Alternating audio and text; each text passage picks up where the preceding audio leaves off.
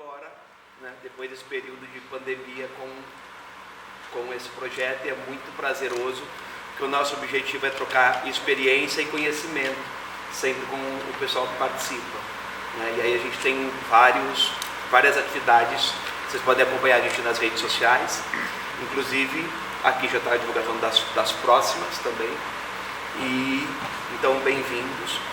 E eu queria chamar dois atores hoje que já trabalharam comigo em vários espetáculos e gêneros diferentes, tanto em drama quanto em comédia, e a gente decidiu fazer na verdade foi uma ideia minha que eu propus para ele, da gente falar do processo de criação, que é muito interessante você falar do processo de criação de uma maneira geral, mas principalmente quando você já fez um trabalho em comédia e também em drama, tá bom? Então eu queria chamar a Leona Cavalli e Maurício Machado.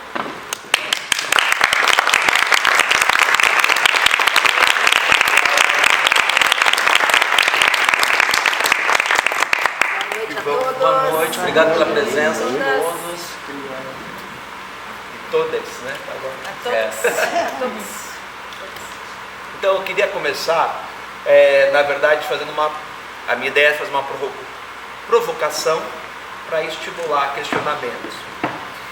Eu queria começar falando do que tem, para a gente funcionar nossa conversa, o que tem de convergente, tanto no processo de criação de drama quanto de comédia. Então eu acho que, assim, do meu ponto de vista, como diretor, quero compartilhar com vocês e saber a opinião.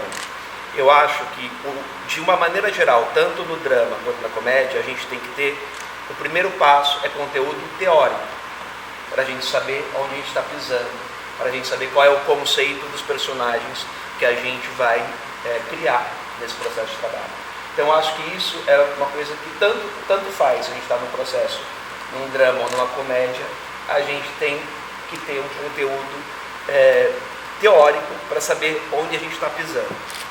Isso eu acho que é uma coisa importante para chegar no conceito. A outra é que, tanto na comédia quanto no drama, a gente também tem que ter uma pesquisa sobre o processo corporal, né? Como será o processo corporal nesse trabalho, quanto vocal. Então eu acho que isso independe. Queria compartilhar com vocês se vocês concordam com isso. Ladies first. Bom, eu acho que, como você colocou, o processo de criação de uma personagem, agora pegando desse ponto de vista da atriz, né, da atuação do ator, para mim, pessoalmente, ele sempre parte da humanidade, daquele princípio que mais me toca, aquele princípio que, em termos de encontro com o texto, fez com que a personagem fosse escrita, que a gente pode chamar depois de um super objetivo. Quer dizer, qual é a coisa fundamental? Aquilo que me bate, esse primeiro encontro. Então, nesse lugar do encontro de coração com a personagem, porque a personagem é uma persona que age, uma pessoa que existe, né? Então, naquilo ali,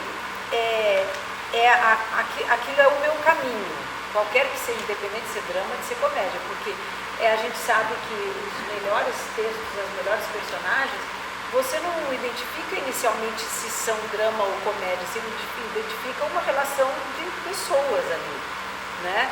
Até porque os melhores dramas também têm um pouco de comédia, e as melhores comédias também emocionam, né? Então isso, para nós, enquanto atores, é uma coisa muito especial. Você já vai direto na personagem. Se ela é de drama ou se é de comédia, é a história que vai dizer. E a partir desse encontro, e aqui eu costumo, assim, realmente firmar isso, algum tempo depois, no meu caso, realmente algum tempo depois, é que eu deixo brotar naturalmente se tem uma composição externa, se tem uma composição de um caminhar, de um jeito de se movimentar. Uma partitura de ações físicas. Uma partitura de ações físicas, vocal, se tem sotaque, se não tem. E pensar numa possível composição física de peruca ou de elementos assim. Então, para mim, normalmente, tem o processo de leitura de mesa, que a gente chama de leitura de mesa, quando a gente pega o trabalho e fica trabalhando o texto, e depois ainda a gente começa a atuar, e depois é que vem essa composição. Mesmo, por exemplo, um dos espetáculos que a gente fez juntos foi Frida e Diego. Então eu fazia a Frida Kahlo. A Frida Kahlo, claro que a gente já conhece a Frida Kahlo, é uma figura absolutamente conhecida, é diferente de uma personagem que você tem que criar do zero, onde você não tem nenhuma referência, como essa comédia que a gente está fazendo, são vários tipos. Mas a Frida, eu acho que é um exemplo muito específico, porque todo mundo conhece a Frida. Então já eu conhecia, todo mundo conhecia, todos os envolvidos na peça conheciam, e com certeza todo o público que viria também conhecia, tinha uma expectativa em relação a uma composição física. Mas ainda assim a gente fugiu disso. O que torna mais difícil ainda. O que torna mais difícil ainda, e se eu ficasse preocupada com isso, aí que seria realmente uma coisa bem difícil, porque eu ia ficar preocupada com a imagem que as pessoas teriam. E não com a imagem que nós criamos e com aquilo que me tocou desde o começo na Frida. Com a sua leitura de Frida. A minha leitura de Frida, a minha emoção ao fazer a Frida, o meu encontro de alma com aquela personagem. Então isso para falar assim, uma coisa que seria muito fácil. Já cair o cabelo dela, então a minha Frida, ou o mancar, ou já, sabe, entrar no estereótipo da Frida. Não, isso a gente chegou um tempo depois da criação da personagem. Agora então a Frida era uma peça mais dramática, né, um drama, mas tinha muita coisa de comédia, até porque a Frida era muito engraçada também. Então isso que eu acho que era muito legal da peça. Todos os gênios têm muito bom humor, a gente sempre falava isso, tanto ela quanto o Diego. E agora, para falar de uma comédia que eu estou fazendo aqui, com a direção do Eduardo e com o Maurício em cena, que é essa que está em cartaz, onde todos nós fazemos vários tipos, vários personagens. Então é diferente porque, claro, o texto puxa para um lugar, não é um desenvolvimento de uma personalidade com uma profundidade como é o caso da Frida, até porque são pequenas esquetes, então não tem nem tempo disso. Mas a composição da personagem em si, as personagens que eu faço, que é uma atriz, que nós fazemos juntos, a atriz, um diretor, uma atriz, uma diarista, uma coaching, um cupido, a própria personagem que, junto com as três outras, que é uma mulher, que leva uma conversa de mulher, não sei se vocês viram. Viu, né? Então tem muitos tipos, mas mesmo assim os tipos foram surgindo. Né? Então esse é o meu processo. E aí realmente esse processo, para mim, ele vem primeiro do encontro com o coração, com a energia vital e com o super objetivo da personagem. E depois então vem os outros aspectos, que aí entra o diferencial de ser drama ou comédia. Bom, no meu caso eu acho que tem uma coisa que converge nos dois casos, na comédia e no drama, que é a verdade. Nos dois casos você precisa imprimir verdade na sua interpretação. Independe se é comédia, se é drama, o personagem precisa ser crível, o comportamento precisa ser crível e aquele personagem precisa imprimir uma verdade que chegue ao público. Uma vez que você conquiste isso, é meio caminho andado. Depois vem todos os adornos que a gente coloca, né?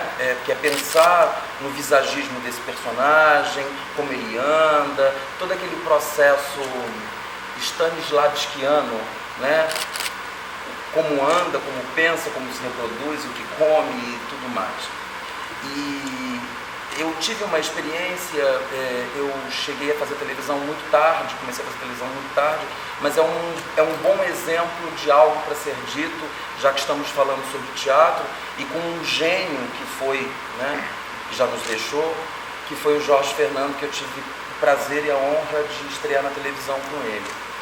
Quando eu fui fazer Alma Gêmea, que foi o primeiro trabalho que eu fiz em televisão, eu tinha uma missão de entrar para fazer a novela era um mega sucesso, dava quase 60 pontos de audiência, e era um personagem muito importante que entrava nos 3 últimos capítulos. E novela, a Leona sabe, né, muito melhor do que eu, é aquela loucura, aquela indústria de fazer pizza, E você, quando é contratado, você passa na sala de maquiagem, bota figurino, bota, enfim, as coisas, que são os testes de maquiagem que você faz, e você mal consegue conversar com o diretor. Quando você vai vê-lo, já era um set de gravação, dentro do estúdio. E eu tinha ensaiado muito, eram muitos textos, eram muitas cenas para um ator que nunca tinha feito televisão. Tudo isso já era um desafio, já era um nervosismo. E eu passei a gravar logo depois do break do almoço. E aí o Jorginho entrou para o estúdio, eu catei ele na mão e disse: Jorginho, pelo amor de Deus, eu sou o próximo a gravar, e eu pensei em fazer esse personagem de 4 maneiras. Ele virou-se para mim e disse: o que tenha mais verdade. Então eu acho que isso sempre vai me acompanhar por todo o meu processo. Aí, claro, a teoria, que é o texto que o Eduardo disse, é um grande norte para o nosso trabalho, né? O serviço que nós, atores, estamos ali a serviço do texto. Então, o que a gente pode contribuir com o nosso repertório, né? Com a nossa cultura, com a nossa leitura, com tudo aquilo que a gente somatizou ao longo da nossa jornada como indivíduos também, para aquela obra. E o que o autor pretende com aquilo. E aí, a partir disso, o nosso olhar como atores para tornar aquilo sensível, delicado, emocionante. E como a Leona pincelou, eu acho que mesmo um espetáculo de comédia, uma engrenagem de comédia ou de drama, precisa ter alguns elementos de um e de outro no gênero, porque isso torna o trabalho mais rico e aproxima do público, né? Então eu acho que o texto e a verdade, né, que a gente costuma dizer, brincando, a fé cênica, é muito importante. E eu acho que sem pudores, né, sem rede de proteção, se jogar, entrar no jogo sem rede de proteção, no caso da comédia, sem limite nenhum para o ridículo. O ridículo não passa, né? Essa é uma palavra que não existe, a gente se joga, e aí a partir disso a gente vai burilando, fazendo um trabalho de construção, burilando todo o processo. Você já foi respondendo todas as outras perguntas de interpretação. Bom, gente, obrigado. Então, só pelo seu depoimento, apesar da importância da técnica, e atores têm que ter técnica, obviamente, a intuição é fundamental. A intuição é fundamental, mas aí eu acho que a técnica, ela está a serviço da intuição. Porque, claro que aí também depende, porque tem atores e tem escolas de atores, como a escola de Harvard, por exemplo, que vai primeiro um gesto. Então tem acho que uma coisa que todos nós já ouvimos falar, vocês têm muitos atores aqui, certo? Pessoas que fazem curso de teatro, não é? Ou pesquisadores. Ou pesquisadores, enfim. Uma coisa que a gente sempre ouve muito falar é um exemplo, aquele velho exemplo. Tem uma cena que você tem que abrir uma porta e entrar. Qual é o sentido? Nenhum. É abrir a maçaneta e entrar. É apenas esse. Ou cruzar o palco, né? Ou pegar um copo d'água, né? Então tem essas questões que muitos diretores falam, não precisa entender, só faz agora e depois a gente vê. Tá. Então tem esse lugar de que um gesto ele fala por si, né? Como na dança, por exemplo, um braço pode falar por si, uma mão pode falar por si, tem esse lugar, mas a intuição, ela é a primeira ferramenta, porque ela não é exatamente uma ferramenta do ator, ela é uma ferramenta do ser humano. Então eu identifico muito assim, o ofício da atuação como um exercício humano antes de tudo. Eu estreiei muito criança, desde toda a minha vida que ser atriz. Estreiei com 6 anos de idade, toda a minha vida que ser atriz. Então eu falo uma coisa que não é teoria, é verdade. Eu sempre aprendi com as minhas personagens, aprendo a viver através da atuação, porque isso é a minha vida mesmo, né? Então eu sinto que essas ferramentas que são humanas, porque, por exemplo, você vai num lugar, você veio aqui agora, você teve uma intuição de alguma maneira de vir, fala, pô, isso aqui vai ser legal, então eu vou lá, beleza. Então, esse lugar que bate na gente, que a gente vai vivendo, isso é o nosso norte. E de uma certa forma, o nosso aparelho, as nossas ferramentas físicas, elas estão a serviço desse lugar mais interno. Isso para o ser humano em geral, que a gente pode chamar de intuição, que a gente pode chamar de alma, que a gente pode chamar do nosso ser inteiro. Então, na atuação, não é diferente, é a mesma coisa. Você tem uma coisa ali daquele... Porque às vezes a personagem, normalmente as boas personagens, elas têm muitos aspectos, muitas gamas, muitas camadas, né? E claro que nem todas estão explícitas, nem com todas você se identifica de cara, mas tem um aspecto ali que você fala, isso aqui bateu, ali você vai, porque ali tem ouro, aí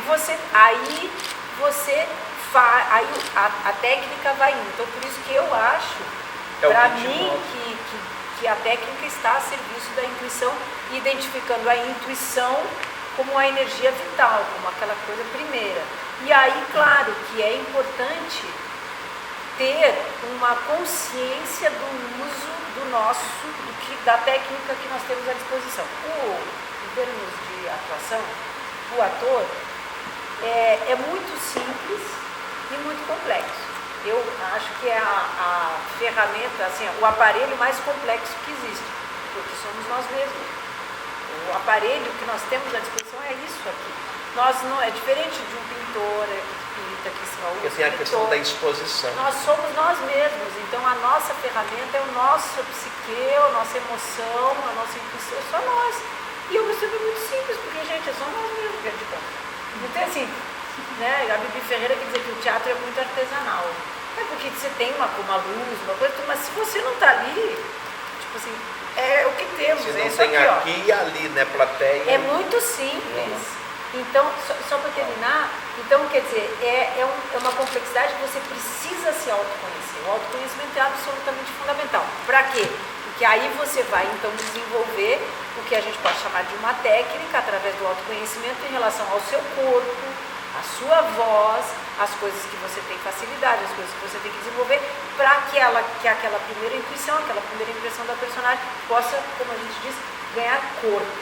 Quer dizer, estar em cena plenamente. É tão fantástico tudo isso que você disse, que eu acho que, assim, complementando o que ela falou, é entrar nesse jogo e mergulhar nesse jogo sem nenhum tipo de julgamento, né? Porque também a gente, por muitas vezes, a gente se coloca num lugar de julgamento do personagem, porque aquele personagem não é próximo da nossa realidade. Então precisa de um estofo, né? de um anseio de realmente mergulhar no desconhecido e emburacar nisso, né? Uma entrega, realmente, é um autoconhecimento constante. E só para concluir sobre esse assunto todo que vocês colocaram que é importante, e a gente estava conversando um pouco antes de vocês chegarem, que tem um aspecto da formação do artista que vai totalmente de encontro do relato de vocês, que é a formação do artista. O artista é autodidata.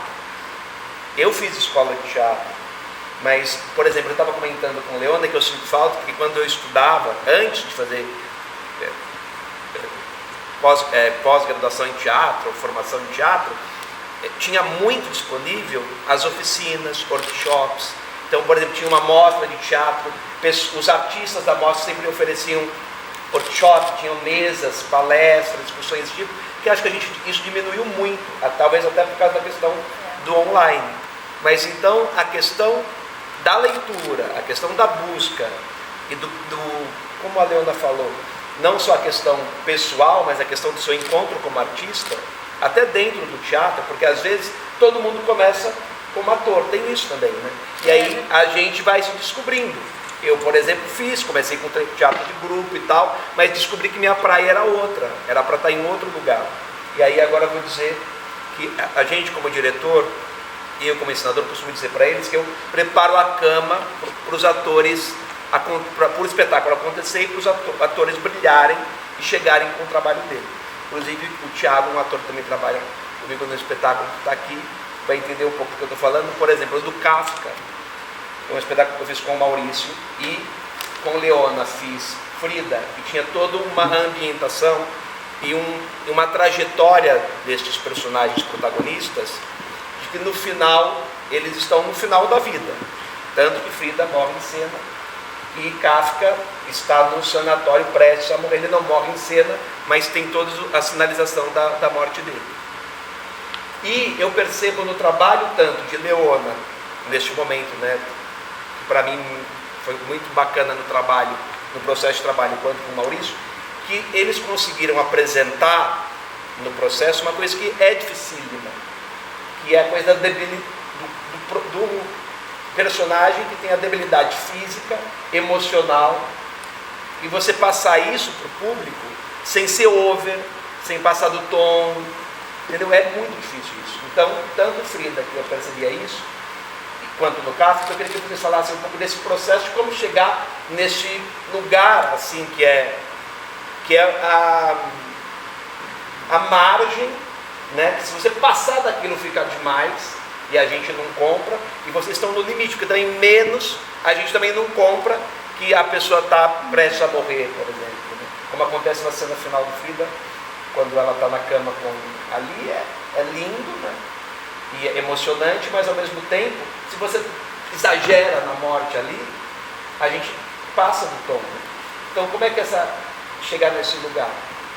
No caso da Frida, tem uma coisa que a Frida, pelo conhecimento que a gente teve da Frida, e com certeza muita gente aqui conhece a história da Frida Kahlo, ela já tem uma vida que, ao você ter conhecimento da vida dela, já existe um lugar assim de uma entrega, vamos dizer assim, trágica. Mas é um trágico, você vê que aí vai além do drama e da comédia, porque o trágico, você fica exposto completamente a tudo, quer dizer, ao horror e à alegria, e de repente o drama e o humor se misturam. Ela teve uma vida que ela teve 30 operações, a mulher teve 30 operações, que viveu 48 anos só. Então vocês imaginam assim, ela tinha a perna dela foi fraturada em 12 lugares, ela usava coletes, ela pintava deitar. Vocês conhecem a história da Frida Kahlo. Então ali a Frida, você entrar naquele universo e entrar naquele lugar da entrega e daquela dor, era natural, era tragicamente natural. Lembra da frase da cadeira de rodas que a gente falou? Então essa frase é uma cena assim, por exemplo, da cadeira de rodas, que até essa cena dá muito exemplo para drama e comédia, como era um lugar assim do encontro dos dois, porque uma cena, por exemplo, já quando ela estava bem doente na peça, que já estava de cadeira de rodas, e ela já estava assim bem debilitada, ela dizia assim, olha, não há limite para o pior. E o público ria. E ela estava assim, não há limite pro pior mesmo. E ela dizia assim, tudo bem, ela falava no meu bêbado, eu falava assim, tudo bem, não há limite para o pior. E era uma coisa tão assim, porque primeiro que é muito trágico, você via ela assim, que ela ainda ia piorar mesmo. Essas pessoas porque é verdade. Então era um lugar assim, porque era de uma tragicidade assim, muito natural. E aí eu acho... E o jogo também com o ator, né? Ator, que o Xaxá fazia, que vocês tinham um jogo incrível também, de resposta. E time. E aí eu acho que eu fiz algumas personagens assim, eu acho que vamos dizer assim, que eu acho que existe um elemento também que se chama sorte. Vamos chamar de sorte para a gente não ter que entrar numa questão assim, qual é o nome que se dá a isso. Mas eu acho que uma trajetória é feita sobretudo de encontros. E eu acho que esses encontros assim, com as personagens têm um lugar que é naturalmente que a sorte só existe se houver dedicação, trabalho e tudo mais. Mas eu acho que eu tenho tido alguma sorte de ter algumas personagens assim que são muito especiais, e eu sou muito grata a isso. Eu sou grata a vocês os dois, pelas grandes personagens que eu tenho feito com vocês, né? Mas assim, eu fiz Ofélia, eu fiz Medeia, eu fiz Blanche de Bois, eu fiz Genie. São personagens que têm um lugar ali, que precisam uma entrega, e que ali elas são de uma verdade, de uma dor, que passa da dor e vira até, quem sabe, uma beleza, um humor, alguma coisa assim. E aí é esse lugar da entrega da morte da Frida, que era... Alguém viu? Alguém viu esse espetáculo? Que era tão assim, trágico, que até era engraçado. Ela mesma ria, né? E a última fala da Frida, da peça, e a última frase que a Frida Kahlo pintou foi: viva la vida. Então ela tinha um lugar de ir além. E aí é interessante você trazer essa cena, porque eu acho que essa cena, ela traz um máximo, vamos dizer, de lugar de drama, e une também naquele lugar em que o drama se une com a comédia, porque vira coisa tão engraçada, e aí é tão trágica e engraçada ao mesmo tempo. E aí entra essa questão da entrega total. Porque para fazer qualquer personagem, qualquer situação, você precisa se entregar e passar da questão do medo do ridículo. Por quê? Porque ridículo vai ser de qualquer maneira. Entendeu? Então isso aí já é o básico. Então é melhor a gente já, né? Isso é o básico. Eu lembro quando eu fiz escola de teatro, primeira coisa que eu fiz a escola de teatro da Faculdade de Artes Cênicas em Porto Alegre. Primeira vez que a gente teve um exercício se olhando no espelho, era um exercício de voz, que a gente falava, aquilo já acabou com qualquer ilusão que eu tivesse, que era para fazer careta. Então já, qualquer aula de teatro, é a primeira coisa, você faz um bicho, você faz umas coisas, você joga, porque não tem jeito. Faz uma árvore. Vai jogar, e sempre vai ter um que vai gostar, e tem outro que vai achar ruim, que vai detestar, e vai ficar, mas aquilo ali interessa. Então eu acho que assim, a melhor coisa, o melhor exercício é você já entrar no ridículo de cara para já errar de cara, que entendeu? Não tem essa. Mas esse lugar de se jogar, isso é fundamental, porque fala ação, merda, é se joga. Agora, isso já é ponto de partida. Mas tem umas cenas que você precisa ligar o foda-se. Mesmo, você precisa ir. E aí os ensaios, claro que no teatro você tem esse tempo de você errar, de você exagerar, e o diretor fala, tá muito, tá pouco, vamos lá.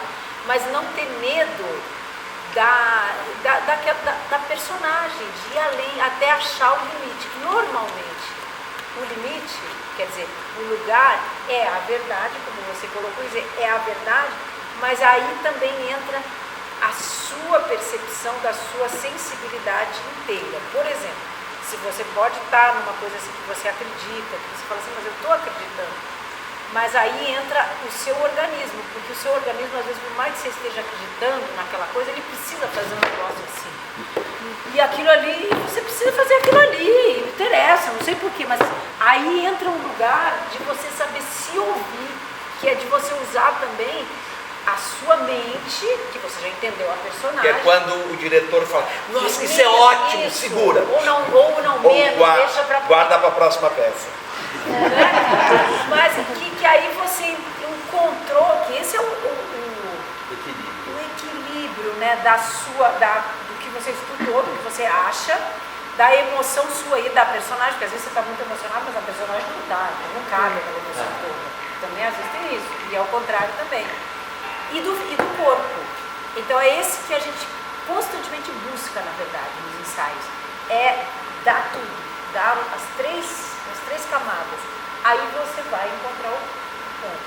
Mas isso é muito ensaio e é muita entrega para você encontrar. E ensaiar sempre como se estivesse em cena. Parece uma coisa fácil, mas esse distanciamento que a gente vai conquistando, isso leva tempo, né? Isso leva tempo de profissão, né? Que a gente consiga compreender esse organismo, esse corpo, que a gente, porque também é uma linha tênue, entender que às vezes a sua verdade, ela não está a serviço do público, e a sua verdade, ela não é suprema, né?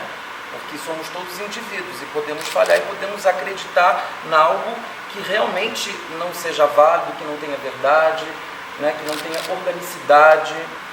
Então isso também leva um tempo, mas isso também vem não só com o fazer, com a experiência, mas também com o repertório que a gente adquire, né? Mas, por exemplo, vendo colegas, vendo amigos. A gente demorou para encontrar aquele tom, porque é difícil mesmo. É que assim, no caso do Kafka, a coisa mais importante, e aí a gente vai falar da obra, é entender que, apesar de eu ser um protagonista, né, chamava-se Um Beijo em Franz Kafka e eu era o Kafka, é entender o que tinha de mais importante ali naquele espetáculo. E o que tinha de mais importante ali naquele espetáculo era o Kafka também, mas era uma relação de amor. O amor... Alguém viu o espetáculo aqui? Era o amor de dois amigos. E entender que aquele amigo, que é o Max Brod, só por conta dele, exclusivamente só por conta dele, é que podemos citar o nome do Kafka aqui agora. Então, esse era um trabalho de entrega, que precisava de uma entrega entre parceiros de cena. Então, num trabalho como esse, como era o caso também de Frida e Diego, um pouco menos, né? Porque ali era uma relação passional, era uma relação de amigos, de amantes, mas na questão do Kafka era muito latente a questão do amor. E do amor entre amigos, não era um amor homoafetivo. E no quarto dia de ensaio, com o Anderson de Rize, que era o meu colega, a gente conversou sobre isso, da gente não ter pudores um com o outro, de tocar, de abraçar, e de que o público quase tivesse a dúvida se eles tinham tido um caso amoroso. Mas a todos nós, né, que estudam a obra, porque fica... É uma relação afetiva tão grande, apesar de ambos terem frequentado puteiros, né? O Kafka nunca foi casado, ele era casado. E aí ao longo do espetáculo se percebia que realmente era uma relação muito amalgamada, né, de amigos. Então ali a gente tinha que entender que o primeiro serviço ao espetáculo era essa relação, que não era passional, mas que era uma relação absolutamente interligada, confidente, parceira, humana, de um dar a vida pelo outro. Então, a partir disso, todo o resto foi se construindo, né? Da debilidade dele, trazer isso corporalmente dentro de mim. Eu sugeri, né, dele, quase no final do espetáculo, ter um vômito de sangue, que é uma coisa que eu fui pesquisar. Ele sofria de tuberculose e ele tinha 40 anos, ele morreu com 40 anos, logo depois de ter feito 40 anos de vida. E para aquele momento, né, em 1920, 40 anos era idoso, né, era muito velho. E ele morreu porque não tinha cuidados médicos, porque não existia antibiótico, não existia penicilina, não existia um monte de coisa, né, naquela época. E aí eu fui fazer uma pesquisa de como trazer um corpo tuberculoso, como é isso, conversei com o Drauzio Varela, fui fazer pesquisas, e aí eu trouxe essa questão, né, do vômito de sangue, que era uma coisa muito comum na época para o tuberculoso. E isso tinha que ser na medida do desconforto para o público também, né? O público se sentir um pouco desconfortável e acompanhar, porque também eu não podia entregar logo de cara toda a fraqueza dele no início, porque eu tinha 1h10 de espetáculo, também tem a dosagem que eu tinha que entregar, né? Eu não podia começar totalmente debilitado, isso tinha que ser um platô, né, que eu tinha que subir. E eu acho que aí eu fui construindo com esse corpo, com os trabalhos físicos que a gente foi fazendo, com a ajuda do preparador também, e muita pesquisa sobre quem foi ele. Eu no meu camarim me cercava da família toda, eu botava toda a família dele, a mãe, o pai, com quem ele tinha tido uma relação muito difícil, as irmãs. Eu me cercava daquela energia familiar, porque era a primeira vez que eu estava fazendo um personagem biográfico, né? E assim como a Leona também, né, se cercou de muitas coisas da Frida, e isso me ajudou muito, assim, a entrar dentro do universo dele, e era um espetáculo realmente maravilhoso de mim. Vai voltar em cartaz. Vai voltar em cartaz. Agora, entrando na comédia, tem um conceito que é aristotélico sobre a questão da comédia, que vem da imitação. Claro que a gente já superou isso, hoje a gente tem mais uma discussão sobre os arquétipos todos. No nosso espetáculo, por exemplo, que vocês interpretam vários personagens. A Leona faz uma empregada, o Maurício faz um baiano, Como é que é o processo para vocês descobrir? Tem uma pesquisa, por exemplo, de observar uma empregada, ou você vai por outro lugar? Como foi isso? No caso dessa peça especificamente... E também tinha outros milhares de personagens no Gatão de Meia-Idade, que é outra comédia que nós Que é outra fizemos. comédia, né? Cada uma peça tem um processo, né? Mas no caso dessa peça, a gente experimentou algumas coisas, né? Mas eu não cheguei, acho que, por exemplo, falando dessa personagem específica, essa diarista, como ela é uma personagem muito bem escrita, ela tem tudo. Eu não... Claro que existe o processo de você observar e imitar, mas não é o de onde eu parto. E eu acho que um bom personagem, quando você lê, ele já te dá umas pistas. Né? Então eu vou dar um exemplo, que é uma coisa que acabou ficando no corpo dela, mas que está ali. Por isso que é importante aquilo que você falou no começo, a leitura atenta do texto. Porque, por exemplo, essa diarista, ela dá uma aula para a patroa dela. E ela, por exemplo, a patroa dela oferece, vamos beber. Ela fala, não, mas eu não vou beber nesse gargalo aí que você está bebendo, porque isso aí é antigênico, ou seja, ela é folgada. Ela já chega... Então, naturalmente, eu não pensei, mas naturalmente, o corpo dela já é aqui, ela está aqui, ela já anda assim, ela não anda assim. Se fosse uma diarista mais assim, ela andaria assim, mais né? Não, ela já anda aqui, Mas não foi que eu pensei, foi que já foi vindo. Texto. Porque ela provavelmente já trabalha na casa há muitos anos, né? Mas ela já tem essa folga, né, com a patroa. Ela fala, senta aqui, ela ainda fala que não vai sentar, porque ela tem mais coisa para fazer. Ela vai falar, não, eu tenho que ir embora, porque inclusive tem que pegar 4 ônibus, um trem, minha mãe está lá me esperando. Tá bom, já que insistiu, então vamos lá, né? Vamos ver qual que a senhora quer comigo. Então isso já está na personagem. Então o que eu fiz? Eu fui deixando vir. Porque aí que tá, quando você, lá no trabalho de texto, você já encontra, você vai, pesquisa, tenta de um lado, tenta de outro, claro que aí com o diretor, com os atores, no exercício ali, se você deixar vir, ela vai vindo. É que nem a atriz que eu faço com você, que a gente faz juntos. Quer dizer, aí já é outro corpo, já é diferente. Ela já vem toda aqui, porque ela já vem vindo, aí veio uma coisa meio funkeira, ela já tem um negócio aqui. A coaching já é diferente. Então cada uma, mas o que eu estou dizendo assim, que neste caso, eu não precisei ir imitar. Eu não precisei buscar. Agora, no momento... Mas, por exemplo, na coach você veio com uma pesquisa que foi boa. No momento em que eu encontrei a linha, aí claro que eu fui buscar.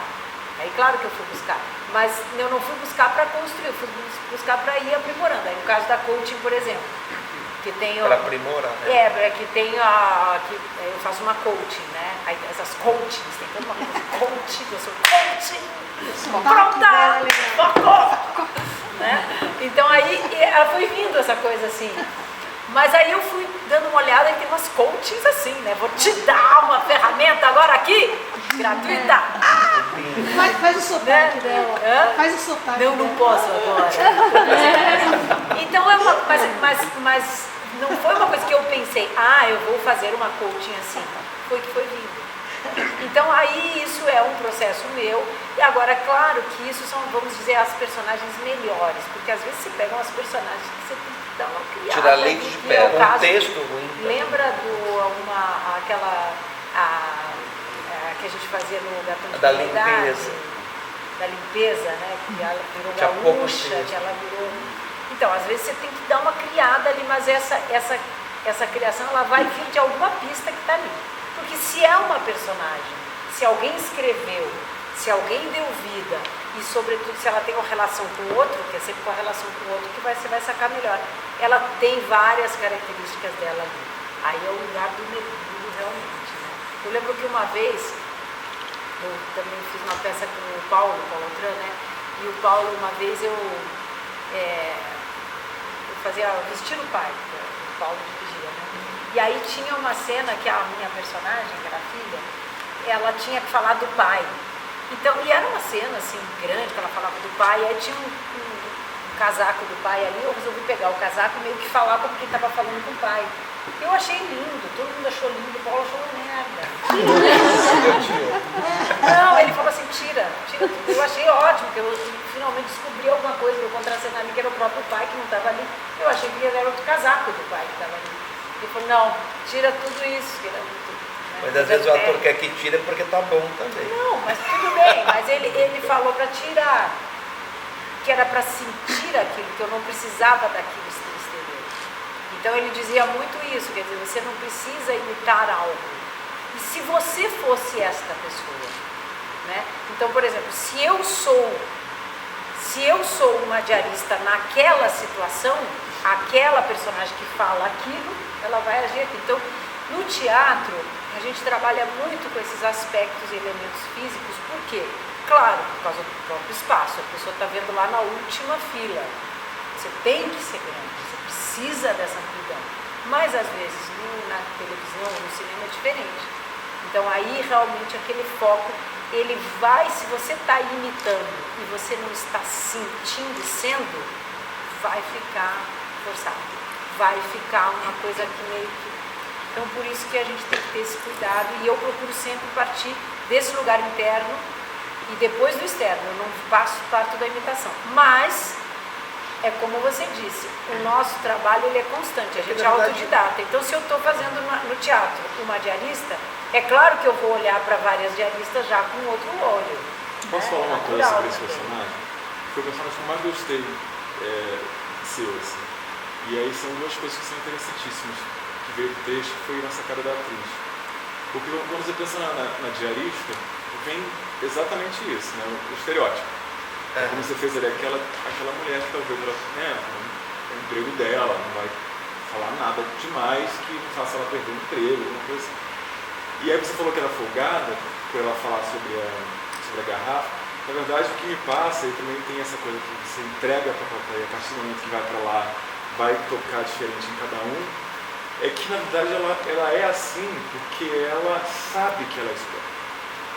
Ela sabe que ela é a mulher mais inteligente da sala.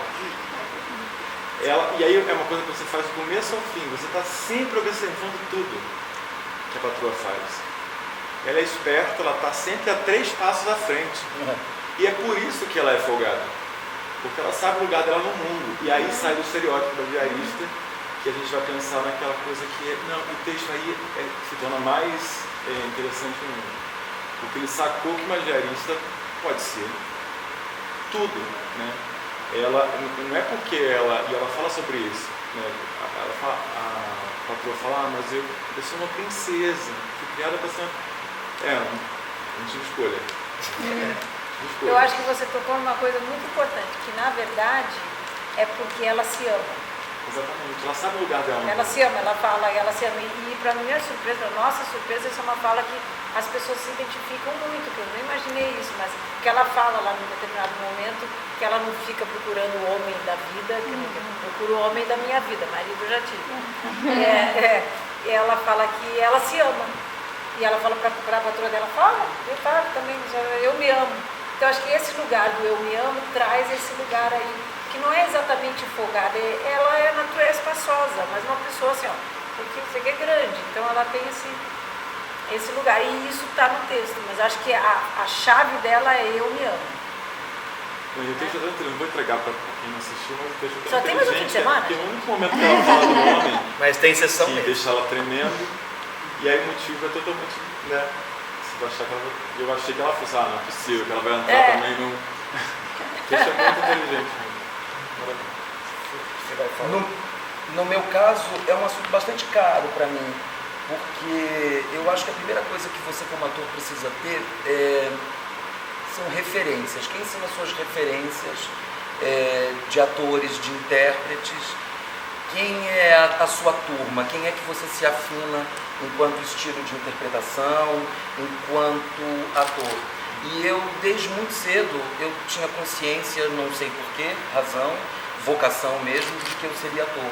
Aos 12 anos de idade, eu disse para meu pai que eu queria ser ator. E tirando as adversidades, que foram inúmeras, eu me sentia muito conectado com o sítio do Pica-Pau Amarelo, por exemplo, na minha infância, em ver aquele deslumbramento, aquele desfile de grandes personagens, e depois, quando minha mãe me deixava à noite, porque eu tinha que acordar cedo, no dia seguinte para ir para a escola, ver o Chico Anísio, que hoje, para mim, é ainda e sempre será o maior ator do mundo. Ninguém chega aos pés de Chico Anísio para mim. Então, ele, para mim, é a minha referência. E eu também me sentia muito conectado com o Jô Soares. E eu, sem saber, lá dentro de mim, era o ator que eu, modestamente e humildemente, gostaria de ser. Eu vi Chico Anísio fazendo drama e vi Chico Anísio fazendo todos os personagens que muitos de vocês, creio, conseguiram ver. Um cara que conseguiu fazer mais de 400 tipos, e a unha do dedo e a unha da mão não era igual, e ele não se repetia nunca em nenhum trabalho. E isso é uma coisa que eu sempre persegui absolutamente como ator. Todas as vezes que as pessoas chegam para mim e falam: nossa, eu me surpreendi com o seu trabalho, nossa, eu não consegui ver nada de você, eu faço comédias desde 1900, bom, vou fazer 35 anos de carreira, mas eu faço comédia, a minha estreia numa comédia foi já fazendo 7 personagens em 1990, numa comédia do Ronaldo Sembroni. Eu fazia os 7 personagens masculinos da peça na época. E aquilo para mim era como se fosse um parque de diversões, entendeu? Eu poder fazer personas diferentes, tipos diferentes, e aí, ao longo dos anos, eu fui podendo exercitar o drama e a comédia. Em 2011 eu estreiei meu primeiro monólogo, não sei se algum de vocês assistiu, chamado Solidão ou Comédia, que eu fazia 5 personagens, e dirigido pelo Cláudio Tovar, que foi o nosso querido ex de Zicroquete, né? E ali eu pude sozinho exercitar com o público, a resposta do público, fazendo 5 personagens, e sempre com um olhar muito atento, de nunca querer me repetir, nem em voz, nem em corpo, procurando ter essa consciência do meu trabalho e do repertório, que se o público não conhece, ao menos eu ser fiel com a minha trajetória e ser fiel com a consciência do meu trabalho, de tudo que eu já fiz, né? Eu tenho na minha prateleira boa parte desses trabalhos que eu fiz. De vez em quando eu vou lá, revejo, para procurar não deixar nenhum resquício de nada do que eu faça. E o texto, muitas das vezes, como a Leona disse, ele já induz a piada. Também ao longo de muitos anos de profissão, você vai entendendo o que o autor sinaliza como piada. Isso aqui é uma piada, isso daqui é o que a gente costuma dizer no teatro, isso aqui é um tiro. O que é o tiro? É aquilo que a gente manda, quebra, rompe a quarta parede, que quarta parede é do proscênio para lá, são vocês, é o público. A gente rompe, mete a piada e vem a resposta, que é aquela que a gente espera. Claro que nem sempre a resposta vem todos os dias, porque há plateias e plateias, né? A gente faz teatro com o público, e comédia é muito mais difícil do que fazer drama, não tem nem o que comparar, porque a comédia, ela precisa do repertório do público. E o ator de comédia, ele é um agente do seu tempo, ele é um agente da sociedade, ele é um agente do seu momento. Então, por exemplo, esse é o primeiro espetáculo que eu faço de comédia em que eu contribuí efetivamente com o texto. Não porque o texto seja ruim ou porque o texto me faltasse algumas coisas, mas em alguns momentos me faltavam alguns tiros de comédia. Então, por exemplo, eu coloquei o da Terapia do Amor, da Escola do Amor, falando aqui internamente para eles que fazem o espetáculo, que são tiros que estão a serviço, porque também que a gente costuma dizer, chamar de caco. Todos sabem o que é caco? O caco por si só não é assim, tem que ser algo que realmente esteja a serviço da obra, esteja a serviço da história que esteja sendo contada. E a gente às vezes percebe, ao longo de muitos anos de trajetória, o que o autor indica como tiro, como piada. E outras o público nos dá, que é a surpresa que a gente tivemos, né? quando a cortina se abriu com esse espetáculo, porque muitas piadas o público nos entregou. E a gente depende do público, toda a sessão, para que o público tenha o repertório, tenha a compreensão de tudo aquilo que, em algumas camadas mais finas, em outras camadas mais explícitas, está ali a piada. Então a gente conta, né, com o entendimento do público, com o repertório, com a cultura do público. Por isso a comédia é muito mais difícil. Mas eu sempre persegui muito na construção minha como ator, corpos diferentes, vozes diferentes, tessituras diferentes, coloridos diferentes, corpos diferentes. Um maior prêmio que eu tive em toda a minha carreira, que é uma coisa que é muito bacana de se partilhar, e foi praticamente um orgasmo, foi em 92, eu fazia um espetáculo com a afinada Leite Francisco, uma produção que era dela, e eu chamava-se Agora ou Nunca, o espetáculo, direção de um super diretor da Unirio, que é hoje mestre em teatro, um cara super importante do Rio, o Rubens Lima Júnior, e eu fazia 3 personagens, e um deles, eu tinha 19 anos na época, e um deles era um senhor de 55 anos, que, bom, para mim, né, vou fazer 50 agora, mas para mim, quando tinha 19, 55, era uma coisa muito distante, né, da minha realidade.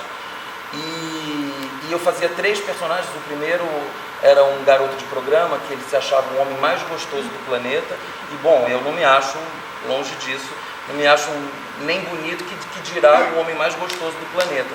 E o último personagem era um senhor que era o dono dessa agência.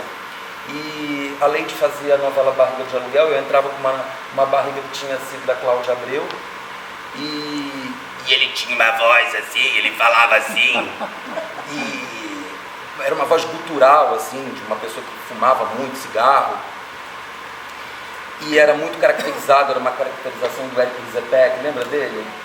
Ele que fez o visagismo da gente. E aí a gente viajou muito para o espetáculo, a gente estava no Sesc de Barra Mansa, e a gente ficou no hotel do Sesc, hospedados.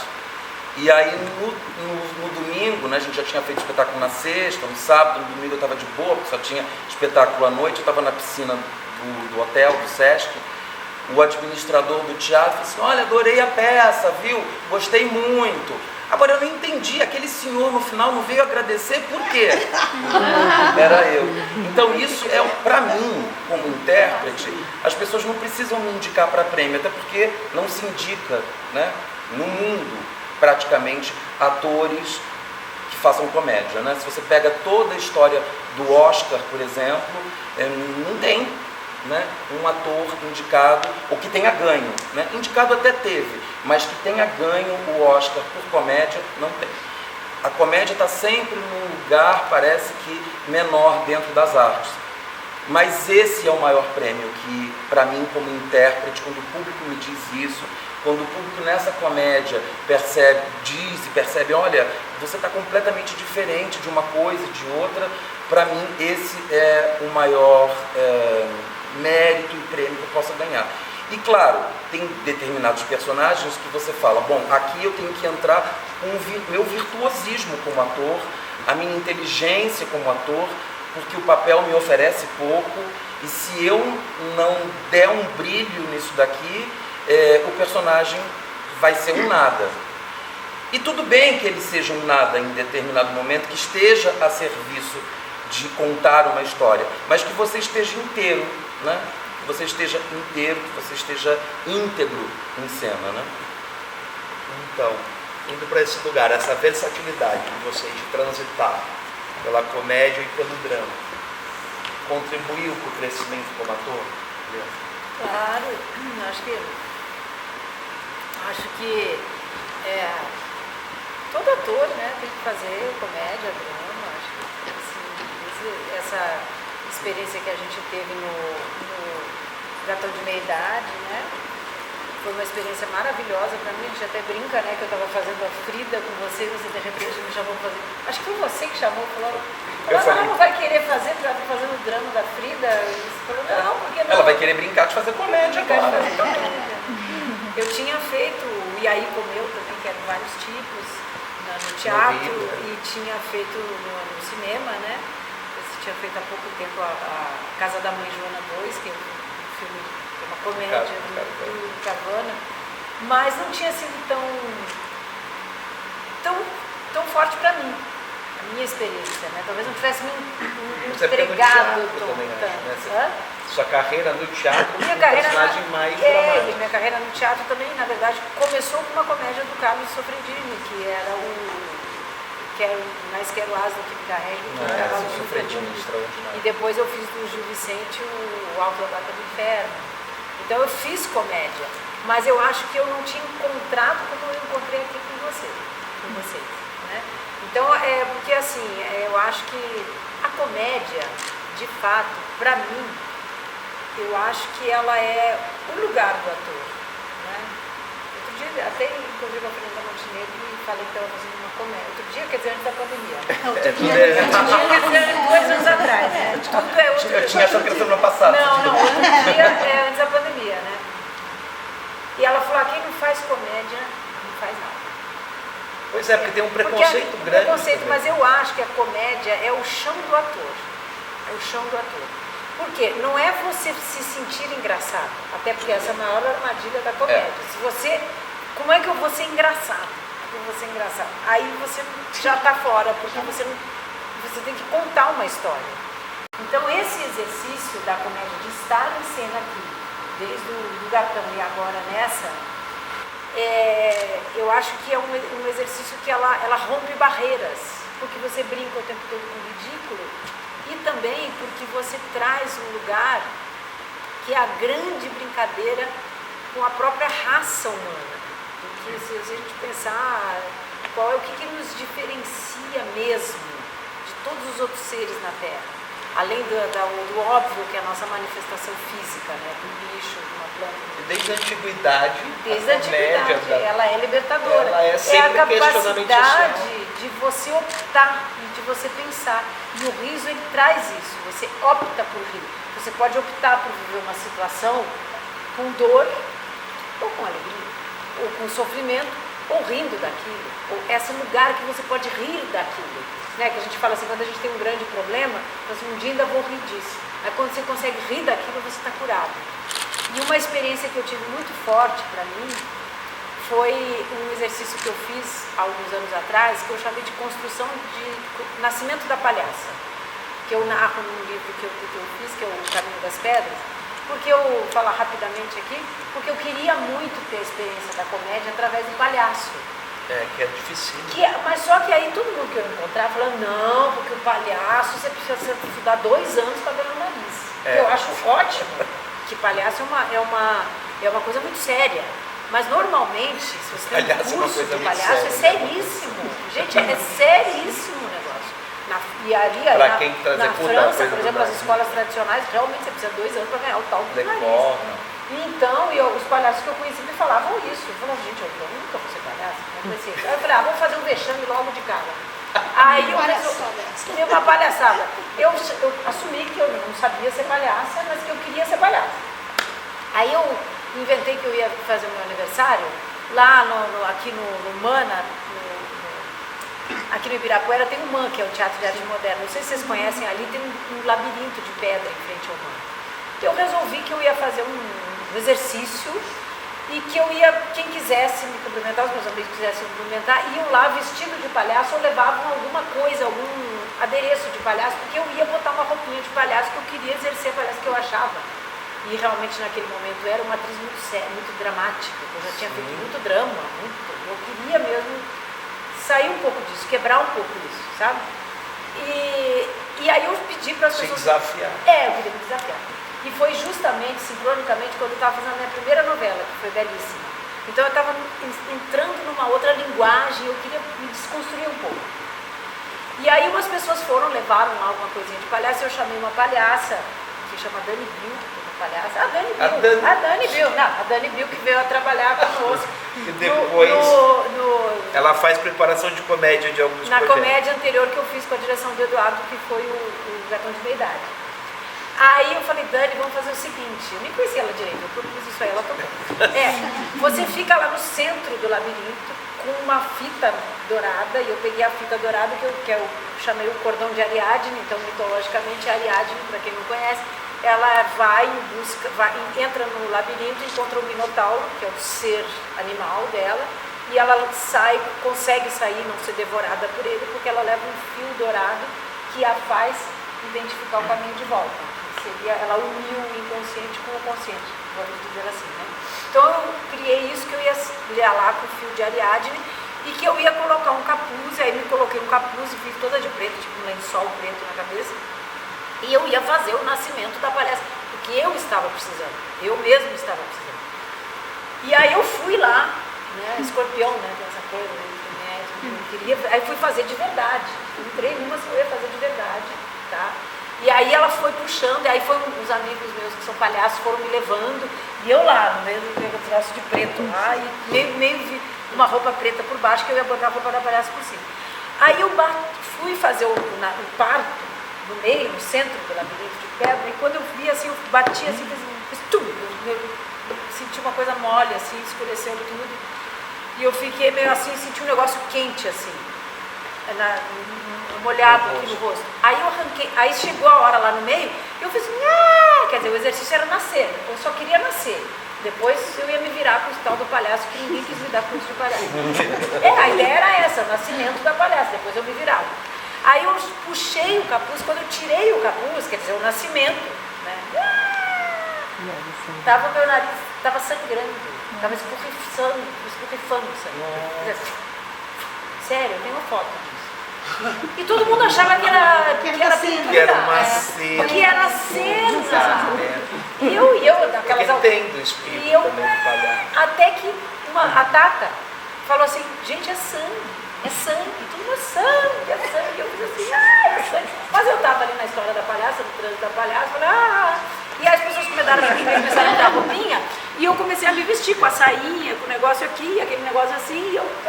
Já com a ambulância do lado. Não, aí os palhaços foram lá no restaurante perto do MAN e pegaram um saco de gelo, aí trouxeram um saco de gelo, e aí tal. E aí eu virei a palhaça ali, mas eu falo meio tragicômica, né? Palhaça trágica. E aí todo mundo começou a cantar parabéns, veio o bolo, e a história era essa, o nascimento da palhaça. E ali nasceu uma palhacinha, que eu chamo de Bela Belinha, que é uma boneca que quer ser gente, depois eu escrevi um livrinho sobre ela, mas ali eu ganhei o meu nariz de palhaça no sangue. Mas é verdade. Foi na marra. Foi uma cicatriz, e depois curou e tal. E daí eu criei essa palhacinha, que eu fiz muito exercício nos hospitais. Agora, quer dizer, antes da pandemia. Agora, 2018. 2 anos atrás, agora, quer dizer, faz um tempo que eu não faço. Mas eu fui muito fazer visita ao hospital, que nem faz o pessoal do Palhaço da Alegria, mas eu fui sozinha, como exercício meu. E ali eu senti, assim, o que é o poder do riso da comédia.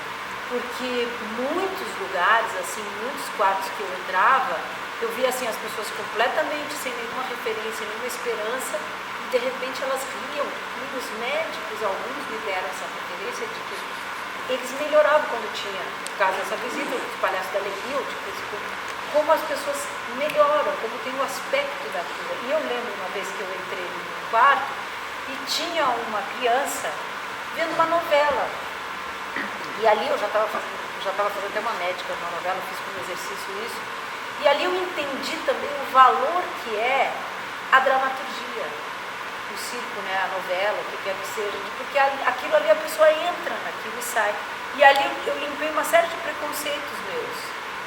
E foi muito forte, essa experiência foi muito forte para mim, é muito forte para mim, porque é o poder de cura da arte, aí do teatro, do que quer que seja, mas esse lugar, por que eu estou respondendo a sua pergunta? É longa a minha resposta. É o poder da comédia. Então eu acho que este lugar de você poder rir das suas dores, rir da sua situação, rir de tudo, e até chorar, até o drama, ele vem depois da comédia. Sim. Porque quando você vai num teatro, você sabe que aquilo não é verdade. Então você já vai chorar porque se te emociona por mais, mas você sabe que tem um lugar ali que é a brincadeira da criança. Então eu estou adorando fazer essa comédia, adorei fazer a nossa, e acho que é um lugar assim que eu agradeço vocês por esse lugar assim de ter me trazido essa comédia nesse lugar, eu já tinha feito antes, mas não tinha assumido. Eu tinha feito, mas não tinha assumido. Mas esse lugar de encontrar comédia agora no teatro, mas me linka com essa experiência do palhaço. E a experiência do palhaço me linka com a minha experiência lá, aquela criança que com 6 anos de idade quis ser atriz. E eu lembro quando eu entrei no palco pela primeira vez, eu lembro exatamente da sensação que eu tive, que era de estar num cenário que era uma floresta de papel e que eu senti por um instante que aquilo era verdade. Eu sabia que era uma brincadeira, mas eu pensei, eu quero brincar disso a vida inteira. Então isso para mim é a essência do que é ser atriz. E ela está ligada no poder da comédia. Eu acho que no meu caso, assim, a versatilidade só me fez entender que os desafios venham, os próximos desafios venham, que eu me sinto mais seguro e preparado para assumi-los, entendeu? No meu primeiro monólogo, por exemplo, que eu fazia esses 5 personagens, e você me fez lembrar, porque eu faço palhaço já há muitos e muitos e muitos anos. Eu paguei... Aliás, essa foi uma palhaçada. Preciso ir. Você já foi? Fui, verdade. Nem lembra. Mas ele foi. Uma passeata de palhaço. No início da minha carreira eu fui palhaço, e em portas de concessionária, em grandes megas eventos corporativos, em festas infantis, em salão do automóvel para grandes montadoras. Então eu tive muita essa experiência também, que eu acho que isso é uma coisa legal para vocês que estão estudando, que o mercado de ator, ele não se restringe ao teatro, ao cinema, à televisão, que é uma coisa que as pessoas querem tanto fazer e almejam tanto. Principalmente nessa cidade de São Paulo, existem muitas possibilidades, muitos campos que podem ser absorvidos, que não só e simplesmente o mainstream, né? Que é o teatro, a televisão, o cinema. E eu vivi durante anos da minha vida tendo, né, nunca abandonando o teatro, nunca saindo de cena, mas sendo um dos atores mais requisitados no mercado de eventos. Até que, depois disso, com tanta experiência que eu tive, eu fazia drag queen num telegrama animado, que fiz muita drag queen, e fazia o galã do salão do automóvel apresentando o stand da Mercedes-Benz, entendeu? À tarde. Então isso tudo me trouxe muita cancha, muito repertório, muita possibilidade de improvisação, ter que entrar num evento de altos executivos da Nokia, da Brastemp, e ter que fazer aquelas pessoas rirem, né, depois de uma convenção chatíssima de vendas e tudo mais. Fazer teatro empresarial, que eu fiz muito, eu perdi a conta de quantos espetáculos de teatro empresarial eu fiz, vídeo institucional, mas isso não tinha muito espaço para improvisação. Mas essa coisa que eu fazia em eventos se assemelha muito com a essência do teatro de rua, né? E da improvisação, que você é jogado ali numa arena, né?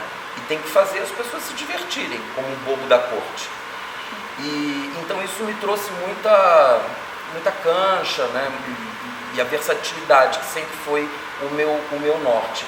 E isso sempre me deixou mais seguro para poder fazer as outras coisas, até o momento que eu pude fazer o meu maior desafio, que foi fazer esse monólogo, e que todas as vezes, quando dava o terceiro sinal, eu queria ir embora, eu queria sair correndo por Ipanema, que foi onde eu estreiei o espetáculo inicialmente. E o meu maior deleite da minha carreira foi em 2019, foi o maior presente da minha vida, que se eu pudesse eu vivia aquilo para o resto da minha vida.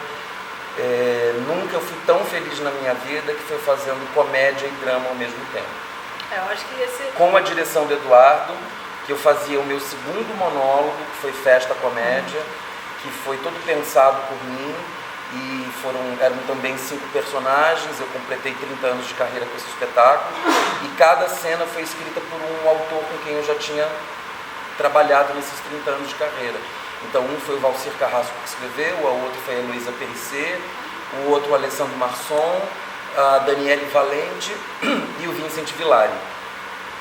E aí eu estreiei primeiro Festa Comédia, depois o Eduardo tinha esse projeto de fazer o Kafka, que inicialmente ia ser um monólogo, aí o Sérgio Rovelli trouxe a ideia de fazer esse recorte, né, esse momento do Kafka com o Max Brod, e aí eu fazia drama e comédia ao mesmo tempo, e fazia drama e comédia ao mesmo tempo em cidades diferentes, porque eu fazia nesse palco aqui, que foi mais fraco, né? A gente botou 400 pessoas aqui dentro, numa temporada de 2 meses com entrada franca, em pleno inverno, né? Em pleno junho de 2019, e de sexta a domingo eu estava no Rio fazendo um drama. Então isso para mim foi a glória, meu momento mais glorioso de toda a minha carreira, assim, que eu vou guardar pro resto da minha vida, esperando que eu possa repetir esse momento com outros trabalhos. E uma coisa fortalecia a outra, eu me sentia mais preparado para fazer o drama e me sentia mais preparado para fazer a comédia e brincar de virar chaves, né, em gêneros distintos, mas que tem, como você muito bem disse, né, na comédia tem o seu drama e o seu drama tem ali os meandros, né? Uma coisa está interligada na outra, porque nós, enquanto indivíduos, enquanto humanos, somos assim, né? Nós somos trágicos, nós somos engraçados, nós somos humanos, né? Eu acho que esse é o melhor exercício, né? Você fazer drama e comédia ao mesmo tempo. E você pega uma cena, decora, quem está aqui se preparando para ser ator, que quer ser ator, né? Decora uma ceninha de drama, decora uma ceninha de comédia e faz para você mesmo, mas faz. Acho que a gente pode abrir agora para ver se o pessoal quer fazer alguma pergunta. Eu tenho uma pergunta. Você falou sobre o preconceito da comédia, né? De fazer comédia. Esse preconceito vem da classe artística, vem do público? De onde vem? De onde surgiu esse preconceito?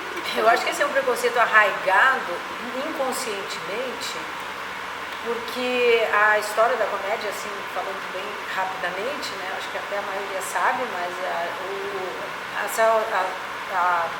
a gente saindo da Idade Média, desses milênios aí, 1000 e tantos anos de Idade Média, então a gente sabe que a comédia, o rir de si mesmo, foi algo proibido por muito tempo.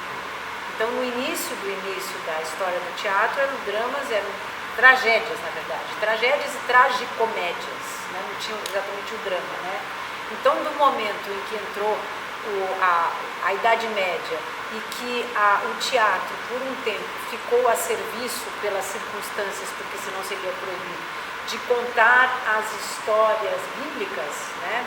Por muitos anos ficou a serviço, né? Para fortalecer os impérios. Então se tirou a comédia, porque a comédia ela tem a possibilidade de louvar o ridículo. Então, historicamente, criticar também a sociedade. De você rir de você mesmo. E no momento que você ri de você mesmo, você se libera. Você ri daquilo, você está liberado. Você pode tudo. Você ri de si, mas você não se leva a sério.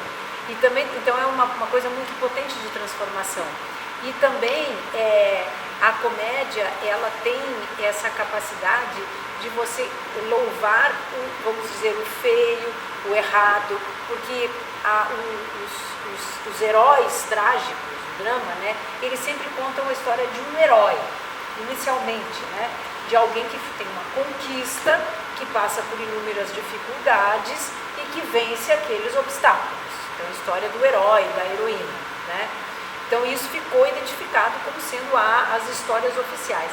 A comédia, ela coloca em cena o erro. Então você está indo, se for uma comédia, você está indo muito bem, daqui a pouco você dá uma caída. Opa, entendeu? Você tem uma coisa que está meio errado, você tem uma coisa que ali, só que aquilo não é colocado como um erro, aquilo é evidenciado, que aquilo torna interessante, torna bonito. Então daí que ela quebra qualquer padrão. Porque se numa sociedade, por exemplo, é bonito você ser loiro de olho azul, em outra é bonito você ser preto e de olho negro, e em outra é bonito você ser gordo, em outra é bonito você mancar. Por exemplo, a Frida era bonita, ela era mancando. E a Frida era uma mulher tão inteligente que ela amputou um pedaço de uma perna, então ela usava uma bota. E ela, o que ela fazia com a bota? Ela escondia? Não, ela pintou de vermelho, botou uns dragões e ainda botou um chocalho. Que ela já entendeu? Que quando você tem um princípio, aquilo vira a sua beleza, né? Vira a sua beleza.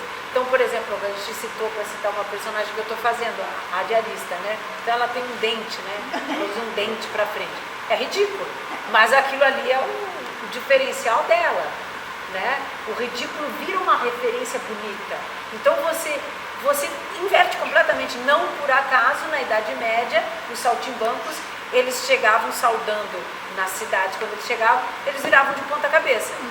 Então ficava a bunda, ficava aqui e a cabeça ficava no chão. Por quê? Porque você consegue olhar por outro jeito. Fala assim, isso aqui é bonito para você, mas para mim é ridículo. Você está achando que eu sou ridículo? Mas isso aqui para mim é a minha alegria, é a história do palhaço. Então, porque ela tem um lugar que subverte, né?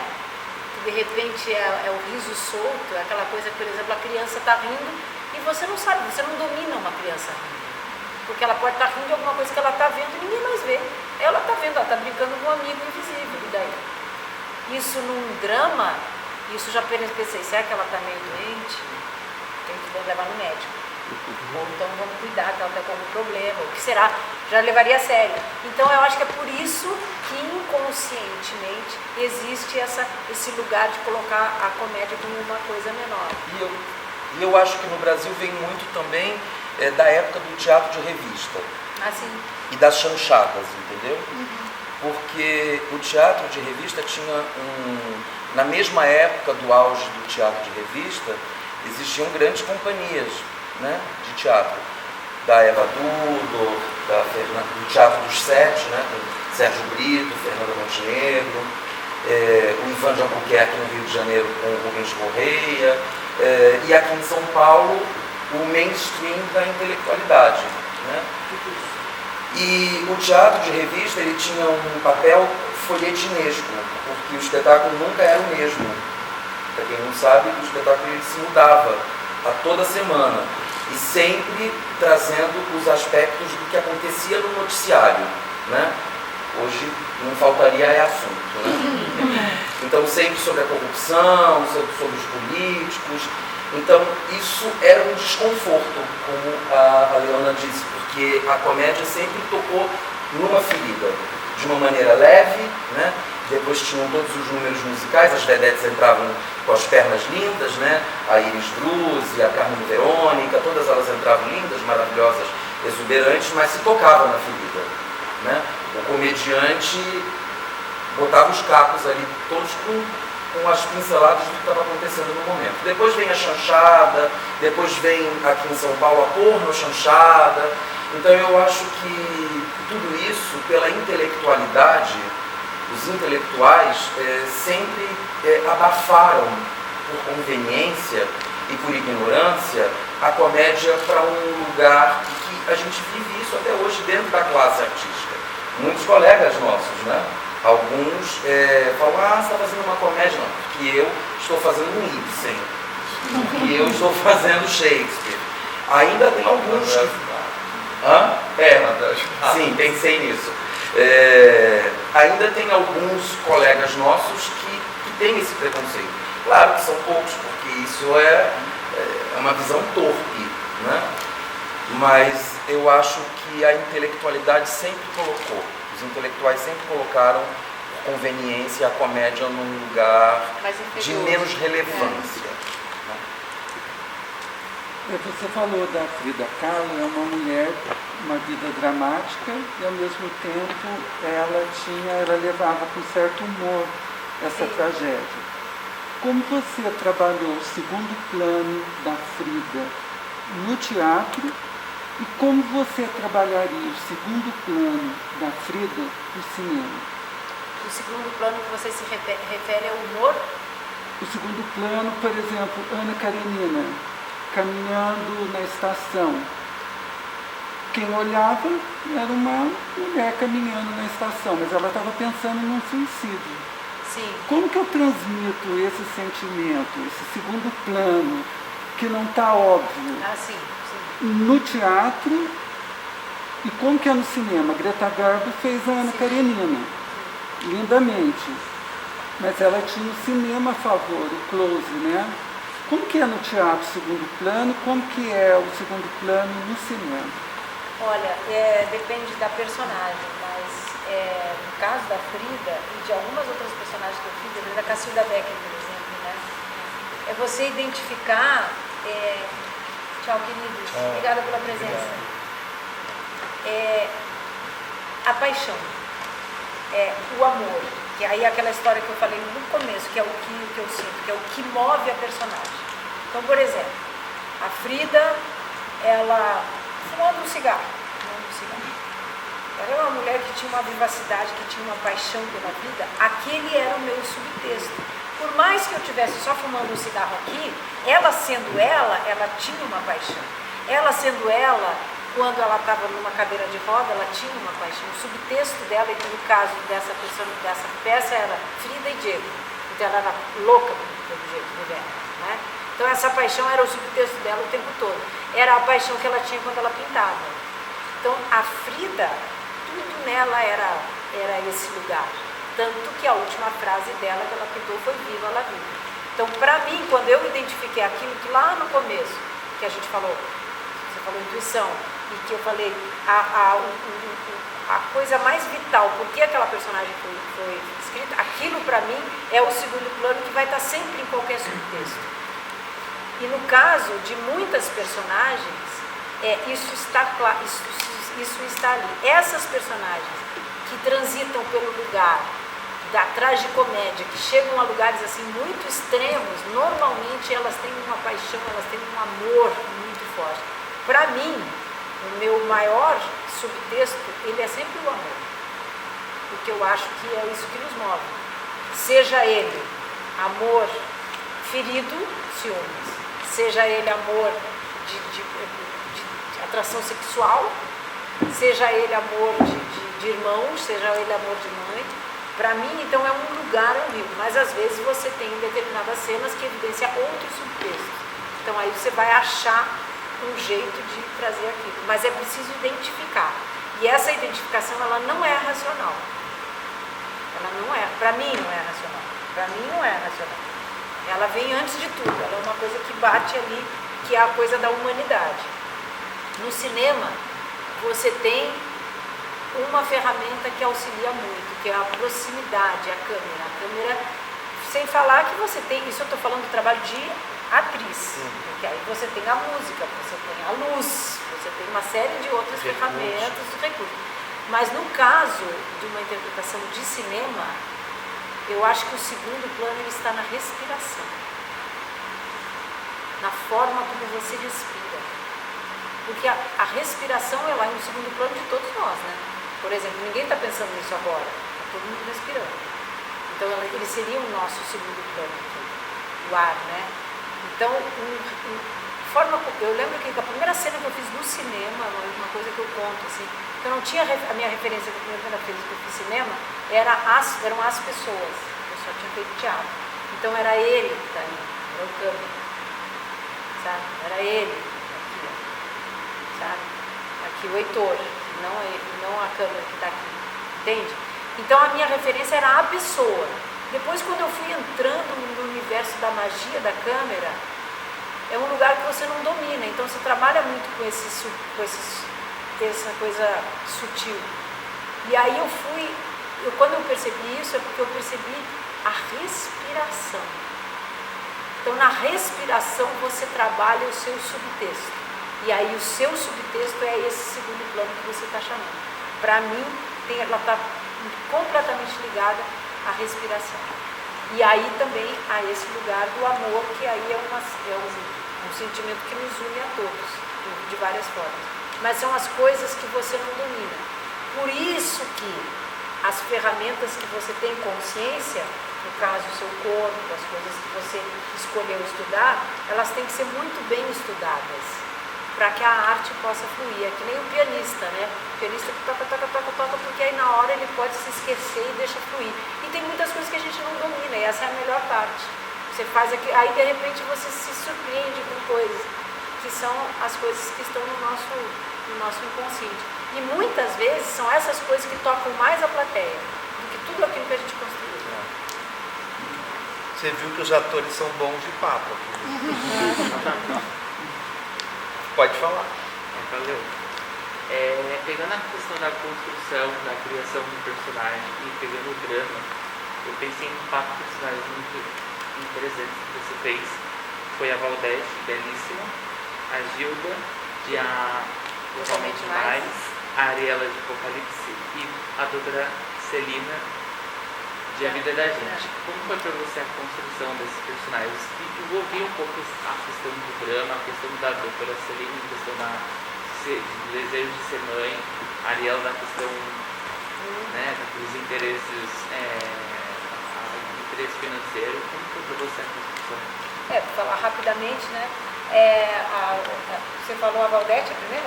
A Valdete, justamente a Valdete foi essa que, quando eu fui fazer a Valdete, foi a minha primeira novela, eu fiz esse exercício da palhaça, para desconstruir, né? Então a Valdete, ela era uma personagem, tinha uma participação marcante nos 10 primeiros capítulos, depois ela morria. Então ela era louca com o nome, né? Que era uma Marcela que fazia, né? Então ela chegava a ser uma vilã, não era muito vilã, mas ela tinha alguma coisa que ela fazia por paixão. Então aí a Valdete, a questão dela era a paixão louca por aquele cara. E aí ela fazia tudo e raptava uma criança, tinha todo um lugar ali. Dessa construção dessa personagem, era uma personagem que tinha muitas cenas externas. Muitas cenas, eu não sei se você lembra, mas em muitas cenas, por exemplo, a gente fez aqui em São Paulo, caminhando, em carro, e ela andando na rua. Então tinha uma coisa de movimento e de foco. Ela queria aquele cara e isso foi o foco da minha personagem. E depois veio toda a construção física da personagem. Mas isso foi a primeira coisa assim, da Valdete. A outra que você citou foi a Totalmente Demais, que era a mãe, né? Então, a Gilda. Então aí era o amor daquela mãe. E aí era o amor dela, no sentido maternal dela, e ao mesmo tempo daquela mulher que teve que se virar, que era dona de um bar de beira de estrada e que era apaixonada por aquele homem horroroso, né? Então era o dilema de amor daquela mãe. Até o fim, a grande questão dela foi a entrega à maternidade ou entrega ao amor àquele homem. Então ela tinha esse instinto maternal, né? E ao mesmo tempo esse dilema. Então isso foi o que me guiou naquela personagem. A outra foi a de Apocalipse, né? Que aí essa já tinha uma coisa de humor, porque ela era o Apocalipse, né?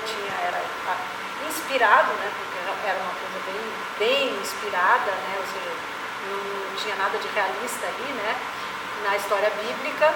E tinha lá a personagem do capeta, né? Do diabo, que o Maroni fazia, e do anticristo, né? E ela era a namorada dele, né? Então ela já era muito mental. E aí, como ela era muito mental... Mas ela era vilã? Ela era vilã, mas ela meio irônica. Eu levava ela mais na ironia, porque ela tinha uma coisa meio de humor, né? Ela fazia o toque do humor. E ela tinha a coisa mais racional. Então eu levava ela mais pela coisa do humor. Até para brincar com aquela situação. Porque vejam, né, gente, uma novela que era Apocalipse. Então não dava para querer fazer a novela achando que era de verdade, né? Porque era de verdade. Então, já por ser uma novela, não tem como você pegar uma história bíblica de milênios e colocar numa novela ali, que tem, entendeu? Então eu tinha que brincar com aquela situação. E ainda bem que a personagem que eu fazia, ela permitia essa brincadeira. Então foi ótimo, porque eu podia brincar com aquela situação ali. E aí, ao mesmo tempo, ela brincava com a sensualidade dela, tinha todo esse lugar. Mas foi uma personagem que eu peguei muito por esse lado aí, da ironia e do humor sutil, mas coloquei ali naquela situação. E a mais recente que foi... A doutora Celina. Não, já não foi mais recente, mas que reprisou agora. Então, a doutora Celina, aí a grande questão dela era o amor que ela tinha por desejo de ser mãe. Aliás, foi na doutora Celina também que eu tive essa experiência de ir no hospital e ver uma criança olhando a novela, que ela era médica, então a gente fez um laboratório. Então aí, para mim, o foco era o desejo dela da maternidade. E isso era o que movia ela. Então eu estou falando aqui, claro que tem várias outras questões que foram importantes na construção da personagem. Tem um personagem de novela. Então tem toda a construção dela física e de características. Mas, pegando o essencial, essa é a essência. Aí dessa essência, aí o resto pode se construir. Muito obrigado. Gente, acho que a gente pode terminar. Queria agradecer muito a presença de vocês, né? Agradecer muito o depoimento de vocês, que Nós é que foi agradecemos tão a presença de todos. valioso e contribuiu tanto para a reflexão da gente sobre o processo do trabalho do ator, que é o objetivo aqui. E é isso. E a gente quer agradecer também, eu quero agradecer também o pessoal que está em casa, que aqui o Heitor está ali no Leona Cavalli em Rede, eu tenho o meu Insta, que é o Leona Cavalli, e convido vocês a seguirem, e eu tenho um outro Insta, que é o Leona Cavalli em Rede, que é um Insta que eu fiz somente para esse tipo de pesquisa, que eu até falei para o Eduardo Maurício, que eu gosto muito, que é essa pesquisa de processos criativos. Então, e a gente está ao vivo aqui com eles, então, galera, Falar sobre o obrigada. ofício. Falar sobre o ofício, e muitas vezes as pessoas me perguntam, como é que foi aquele determinado coisa, e às vezes no oficial não dá tempo, porque as pessoas já querem logo uma foto e pronto. E no Em Rede eu ponho mais vídeos e tal, então obrigada, vou publicar aí essa live, então aqui obrigada a todo mundo, a gente está aqui no Teatro J. Safra, temos mais um fim de semana só do Procuro o Homem da Minha Vida. Marido já tinha. Um beijo, gente. Obrigada. Obrigada a vocês.